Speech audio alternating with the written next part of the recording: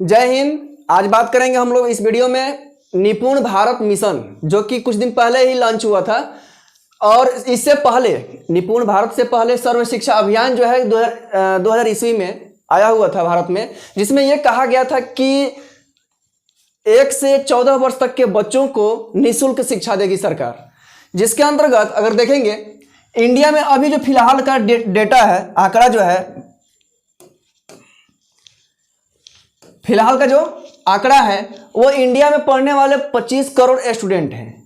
25 crore student हैं, जो कि 96 लाख टीचर भी हैं इसमें। लेकिन अगर देखा जाए कि 96 लाख टीचर पर, यानी कि एक टीचर पर कितने बच्चे पढ़ रहे हैं, अगर इसका कंपैरिजन किया जाएगा तो एक टीचर पर कितने बच्चे पढ़ेंगे भाई? 26 बच्चे। 26 बच्चे।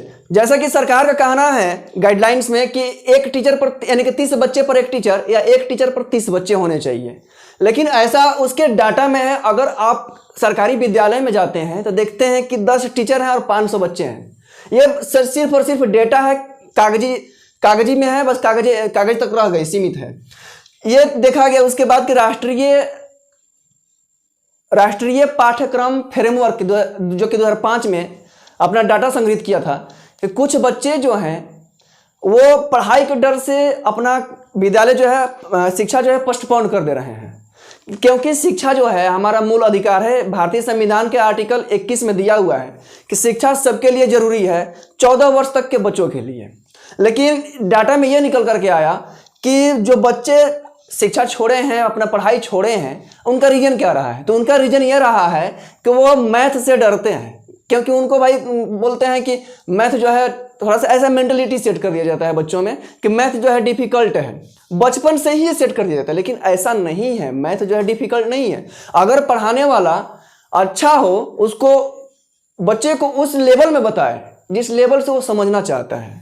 ऐसा नहीं है कि बच्चा जो है हिंदी जानता है और टीचर इंग्लिश में इंग्लिश बोले जा रहे हैं, तो उसको ऐसी कुछ समझ में नहीं आएगी। इसके बाद क्या आया कि अभी कुछ दिन पहले निपुण भारत, जो कि हमारे शिक्षा मंत्री रमेश पोखरियाल जी ने एक स्कीम लॉन्च किया, जिसका मतलब क्या होता है, national institute for proficiency and reading with understanding and numeracy, यानी कि निपुण। यहाँ पर देख सकते हैं आप लोग, निपुण का मतलब क्या होता है, किसी चीज में परिपक्व। ये उन बच्चों के लिए आया है जो कि 3 साल से 9 वर्ष तक के जो बच्चे हैं, या जो क्लास 3 तक पढ़ रहे हैं, उससे पहले नहीं, क्लास 3 तक पढ़ रहे हैं, या जो 3 से 9 वर्ष तक के बच्चे हैं, उनके लिए यह स्कीम लॉन्च किया गया है कि जो बच्चे 3 क्लास तक हैं, कम से कम उनकी दक्षता जो है वो बनी रहे, अच्छी रहे। और इस स्कीम में यह बताया गया कि बाल वाटिका मतलब आप लोग समझते हैं कि जहां पर किड्स, छोटे छोटे बच्चे पढ़ते हैं, जिसको हम लोग अपने क्षेत्र में आंगनवाड़ी कहते हैं। आंगनवाड़ी में उनको यह बताना चाहिए कि अक्षर उनकी ध्वनि को पहचानना, बहुत सारे पाई चार्ट लगा करके उस पर एनिमल्स, फ्रूट जो होते हैं, सब्जियां, उनके नाम। जो कक्षा 2 के बच्चे हैं, कम से कम उनको 4-5 सरल शब्द वाक्यों में पढ़ लेना है, 99 तक की संख्याएं लिख लेना है, यानी कि 100 तक की गिनती, और जोड़ घटाव भी कैलकुलेशन में कर लेना है। कक्षा जो 2 है, इसमें जो है उनको अर्थ सहित 40 या 60 शब्द प्रति मिनट पढ़ लेना है। 1000 तक की संख्याओं का ज्ञान होना चाहिए, और 99 तक की संख्याओं का जोड़ घटाव आना चाहिए। फिर कक्षा 3 में, क्योंकि जो स्कीम जो है कक्षा 3 तक के बच्चों के लिए ही सीमित है, अर्थ सहित कम से कम 60 शब्द को पढ़ लेना है, और 9999 तक की संख्याओं की गिनती होना चाहिए, पढ़ लेना और लिख लेना, गुणा के सरल सवाल कर लेना। लेकिन यहाँ पर अब देखेंगे कि जो ये क्लास में बच्चे होते हैं, आखिर ये नहीं पढ़ पाते हैं, जो चीज़ें इसमें दी हुई हैं नहीं पढ़ पाते हैं, इसलिए तो गवर्नमेंट ये स्कीम लॉन्च की है। अब देखते हैं कि ये स्कीम जो है कितना कारगर सिद्ध होती है हमारे बच्चों पर। क्योंकि अगर देखेंगे तो बच्चे जो आंगनबाड़ी में पढ़ने जाते हैं, बाल वाटिका में पढ़ने जाते हैं, बहुत छोटे छोटे बच्चे होते हैं, और बच्चे ही देश के भविष्य हैं। जब तक कहा गया है ना कि अगर उनके पास एक अच्छा शरीर हो तो अच्छा मस्तिष्क रहेगा, यानी कि एक अच्छे शरीर में ही अच्छा मस्तिष्क होता है। अब यहाँ पर ये ध्यान देंगे कि बच्चे जो आंगनबाड़ी में पढ़ने जाते हैं, उनको सरकार पौष्टिक भोजन देती है, सारी चीज़ें देती हैं, कपड़े के भी पैसे आते हैं। लेकिन जो पैसे आते हैं या जो खाना उनको मिलता है, क्या आप लोगों से छुपी नहीं होगी कि कैसा खाना देते हैं। बहुत सारे न्यूज़ में भी आया था कि मिड डे मील में जो चावल बनता था उसमें से कीड़े निकल रहे थे, बहुत सड़ा हुआ था। तो ये क्या है कि पौष्टिक भोजन में जो इन लोगों को एक ठो अंडा देना है, इसको काट के देना है, जो एक गिलास दूध देना है वो भी आधा देना, वो भी पानी मिला करके, पानी डाल करके देना है। बाकी सारी चीजें में कटौती। कटौती आखिर क्यों हो रहा है भाई, क्यों हो रहा है? देखिए इन लोगों का मजबूरी है कटौती करना, क्योंकि जो इसके ऊपर वाले हैं उसको भी कटौती में से चाहिए। अगर मान के चलो कि उनको अगर 50 पैसा चाहिए सपोज दैट, तो ये कितना कटौती करेगी भाई? 60 पैसा। ये रियलिटी है। जब तक ऊपर वाला नहीं प्रेस करेगा तो नीचे वाला भी कुछ नहीं कर सकता है। नीचे वाला अपना काम ईमानदारी से कर सकता है, लेकिन ये भारत है भाई, यहाँ पर ईमानदारी से काम करने वाले को अब समझ ही रहे हैं, बहुत सारे फिल्मों में दिखाया जाता है, या जो ईमानदारी से काम करते हैं उनको करने नहीं दिया जाता है। कभी यहाँ ट्रांसफर, कभी वहाँ ट्रांसफर, कभी वहाँ ट्रांसफर। देखिए यहाँ पर कुछ दिन पहले ही ये न्यूज में रिसर्च करके आया था कि जो घटिया शिक्षा है उसमें भारत नंबर 2 पर, ऊपर से नंबर 2 पर है, जो कि 12 देशों को लेकर के, मतलब बहुत सारे देशों को लेकर के किया गया था, लेकिन 12 देशों की सूची में भारत जो है दूसरे पर है। आखिर क्यों है?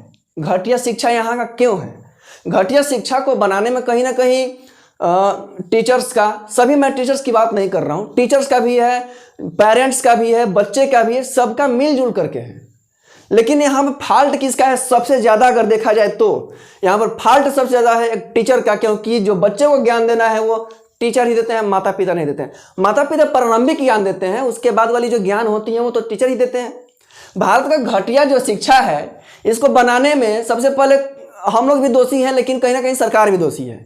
और सरकार कहाँ दोषी है ये ध्यान दीजिए कि भारत के जो फर्स्ट शिक्षा मंत्री थे स्वतंत्र भारत के, इनका नाम था मौलाना अबुल कलाम आजाद। बहुत छोटा नाम था, लेकिन अगर पूरा नाम खोजिएगा तो लगता है कि पूरा, इसलिए इनका फोटो छोटा लगाना पड़ा है ताकि इनका नाम अट जाए। यहाँ पर देखिए क्या नाम है इनका, मौलाना सैयद अबुल कलाम गुलाम मोइनुद्दीन अहमद बिन फैरुद्दीन जास्ता टीन डस्टबिन सब इसी में हुसैन। देखिए इतना पूरा जुड़ा हुआ है। अगर बात करें इनके, देखिए जन्म तिथि क्या है, 11 नवंबर 1888, जो कि मक्का में हुए थे। भाई मक्का यहाँ से कितना दूर है? वहाँ का पर्सन भारत के प्रथम स्वतंत्र भारत के शिक्षा मंत्री है, तो फिर अकबर को ही महान बताया जाएगा ना, बाबर को ही महान बताया जाएगा, जबकि वो साले यहाँ पर के निवासी भी नहीं थे, फिर भी महान थे। क्यों उसके पहले क्या यहाँ पर कोई नहीं था? भारत तो सोने की चिड़िया हुआ करती थी। क्या उन लोगों की वजह से सोने की चिड़िया हुई थी? वो लोग हमारे देश को लूट ले गए। अगर बात करें कि टीचर्स की कहाँ पर कमियां हैं, बाकी टीचर्स की कमियां आप लोग तो देखते ही होंगे न्यूज में। रिपोर्टर जो है मैडम के मुंह में माइक घुसा करके कहता है कि इसका बताइए जनवरी का, तो जनवरी का मीनिंग नहीं पता है। सर को माइक घुसा करके पूछता है क्या सम संख्या बताइए, विषम संख्या बताइए, उनको नहीं पता होता है। भाई इसको नौकरी कौन दिया है? कहीं ना कहीं हमारे सिस्टम में भी खोट है इस प्रकार का। अगर ऐसी मैडम होते तो भाई सब लोग पढ़ जाते हम। हाँ, जो स्कूल में जो होती हैं मैडम भी होती हैं, टीचर्स भी होते हैं, तो यहाँ पर मैडम की तो बात हम लोग कर लिए। खैर उन लोग पढ़ाने आती हैं, सारे टीचर्स को मैं नहीं बोल रहा हूँ, कुछ टीचर्स जो हैं बहुत जी जान से मेहनत करते हैं और वहाँ के अच्छे परिणाम भी देते हैं उस स्कूल के या उस राज्य के जो भी बच्चे हैं। मैडम जो आती हैं स्कूल में तो स्वेटर बुनती हैं, घर का मामला यहाँ पर फरियाती हैं, बतियाती हैं। 4 मैडम बैठ जाएंगी, बच्चे क्या कर रहे हैं उसे मतलब नहीं है। कोई उधर अपने में लड़ करके नाक मुंह तोड़ लिया, कोई गिर करके कपार फोड़ लिया, खोपड़ी टूट गई उसकी। यहाँ पर जो मेल टीचर हैं, हमारे ज़माने में मेल टीचर बहुत बढ़िया हुआ करते थे कि लड़का थोड़ा सा भी बदमाशी किया, 4 फैट दिए, बस माइंड रिफ्रेश हो गया।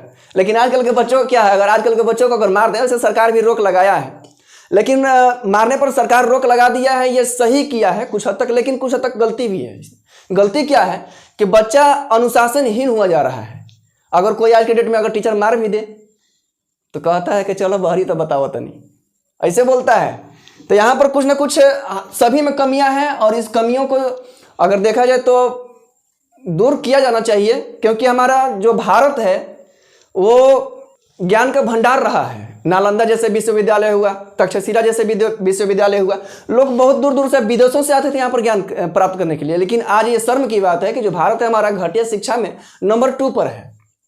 आई होप कि आप लोगों को सारी जानकारी अच्छी लगी होंगी, कुछ चीज़ें समझ में आई होंगी। फिर मिलेंगे आप लोगों से नेक्स्ट वीडियो में, तब तक के लिए जय हिंद जय भारत।